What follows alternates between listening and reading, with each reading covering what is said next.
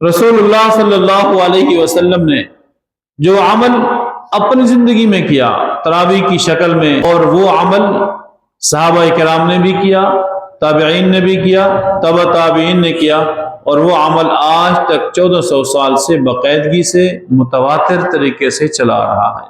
तरावी हर दौर के अंदर, हर जमाने के अंदर एक इबादत रही है, उसका एहतमाम रहा है, उसकी फजीलत, उसकी अहमियत हर दौर में मुअस्सर रही है। और उलमाए किराम, अवाम, छोटे बड़े तबकात, तमाम तबकात ने इस इबादत का बाकायदगी से एहतमाम फरमाया है। उसका शऊर हो हमें कि कितनी बड़ी इबादत है। अल्लाह तबारक व तआला के हुजूर हम खड़े होते हैं और मुसलसल 40 सजदों की अल्लाह ताला तौफीक इनायत फरमाते हैं।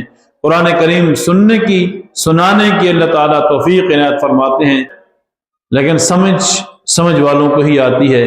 अक्सर लोग इसी इबादत को एक लाशऊरी तौर पर इस इबादत से किनारा कश होने की कोशिश करते हैं और इस इबादत की फजीलत से हमेशा हमेशा अपने आप को महरूम कर देते हैं। इस इबादत का एहतराम और एहतमाम दोनों हम पर लाजिम है। इसका एहतराम भी करें और इसका एहतमाम भी करें।